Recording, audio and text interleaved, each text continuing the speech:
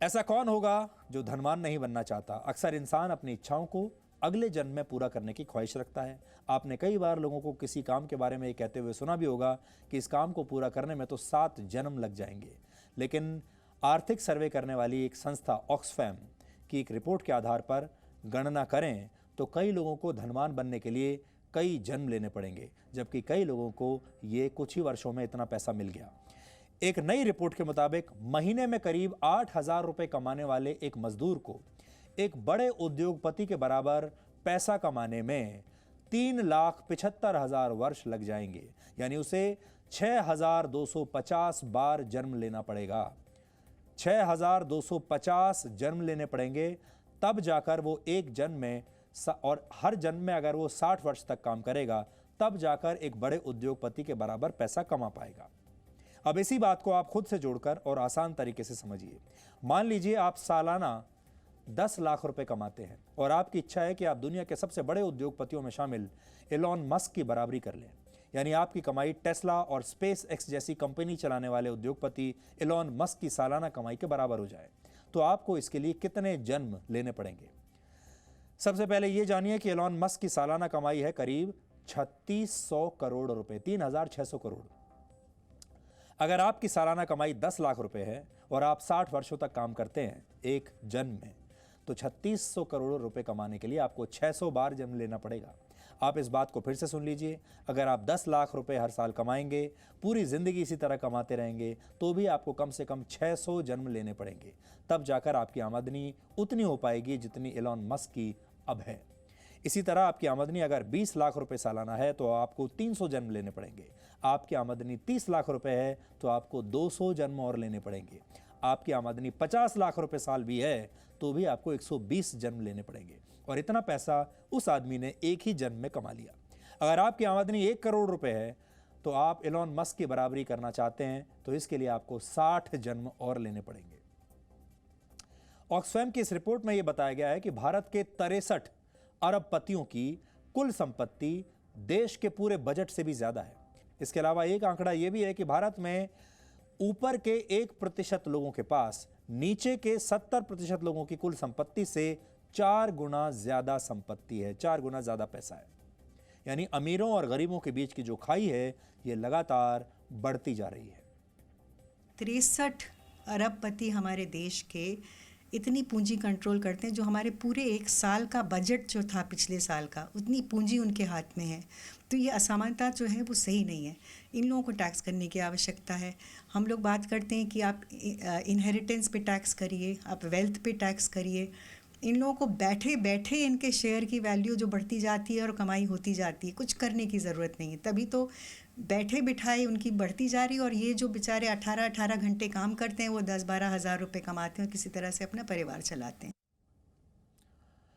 कोई भी व्यक्ति अपनी जिंदगी की शुरुआत किस घर से करता है, किस खानदान से करता है, किस स्थिति से करता है, उसका जन्म किस देश में होता है, किस जगह पर होता है, वहाँ की स्थितियाँ क्या होती हैं, ये उसके हाथ में नहीं होता। लेकिन वो अपनी सफलता की कहानी खुद अपने हाथों से ज़रूर लिख सकता है। आपने एक शब्द सुना होगा, पुरुषार्थ। पुरुषार्थ 2 शब्दों से बना है, पुरुष और अर्थ। यहाँ अर्थ का मतलब है लक्ष्य या उद्देश्य। यानी पुरुषार्थ का अर्थ ये हुआ कि मनुष्य को क्या हासिल करना है, उसका उद्देश्य क्या है, उसका लक्ष्य क्या है। भारतीय परंपरा कहती है कि अगर आपका पुरुषार्थ प्रबल है तो आपके काम भी ऊंचे होंगे।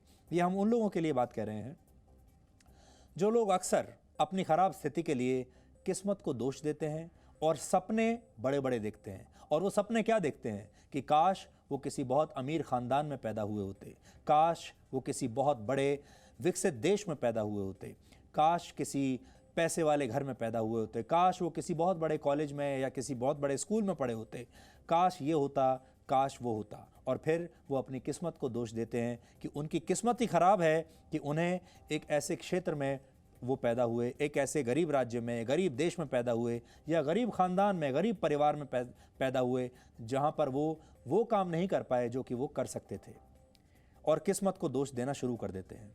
ब्लूमबर्ग की एक रिसर्च के मुताबिक दुनिया के 100 सबसे अमीर व्यक्तियों में से 73 लोगों ने अपनी कामयाबी अपने आप स्वयं अर्जित की है। यानी उन्हें यह सफलता विरासत में नहीं मिली, पिता से और पीछे से नहीं मिली। परिवार से नहीं मिली। इन 73 लोगों में से 18 के पास कॉलेज की कोई डिग्री नहीं है और 36 तो ऐसे हैं जो बेहद गरीब घरों से आते हैं। अब आपको कुछ उदाहरण देते हैं जिनसे आपको पता चलेगा कि मनुष्य वाकई अपने पुरुषार्थ के जरिए पराक्रम दिखा सकता है। फैशन की दुनिया की मशहूर कंपनी ज़ारा के संस्थापक एमनेसियो ऑर्टेगा स्पेन में रेलवे में मजदूरी करते थे।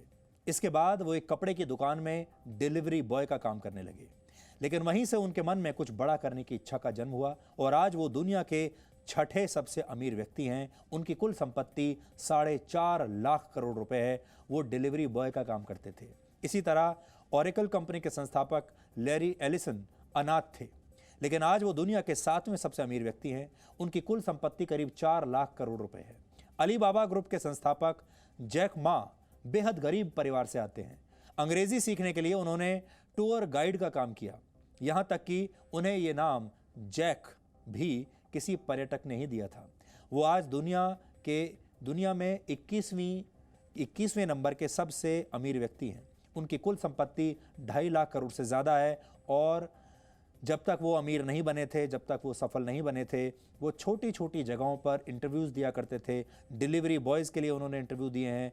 मैकडॉनल्ड्स जैसी कंपनी में उन्होंने एक वेटर के इंटरव्यूज़ भी दिए और उस वेटर के इंटरव्यू में भी वो फेल हो गए थे और आज वो दुनिया के सबसे अमीर व्यक्तियों में से हैं।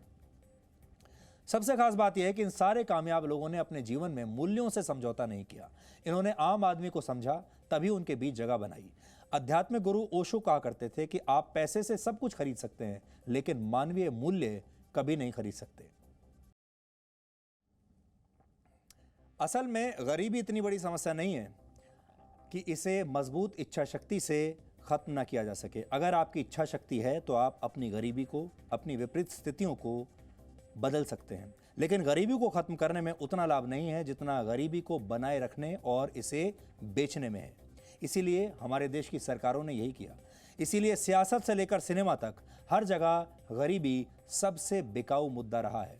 और वैसे भी आपको ये पता होना चाहिए कि दुनिया किसी इंसान को उसकी दौलत की वजह से याद नहीं रखती। अगर धन दौलत की वजह से लोगों को याद रखा जाता तो महात्मा गांधी, स्वामी विवेकानंद, एपीजे अब्दुल कलाम जैसे लोगों को शायद आज कोई याद नहीं करता। लोग सिर्फ उद्योगपतियों को ही याद करते और उनके जन्मदिन पर ही आपके देश में दफ्तरों की और स्कूलों की छुट्टियां होती, अवकाश होते। इसलिए अपनी स्थिति को दोष देना बंद कीजिए, अपनी किस्मत को भी दोष देना बंद कीजिए और पुरुषार्थ कीजिए। और जो काम आज आपको ऐसा लगता है करने में आपको 200, 300, 500 जन्म लगेंगे, उस काम को आप इसी जन्म में कुछ ही वर्षों में कर पाएंगे।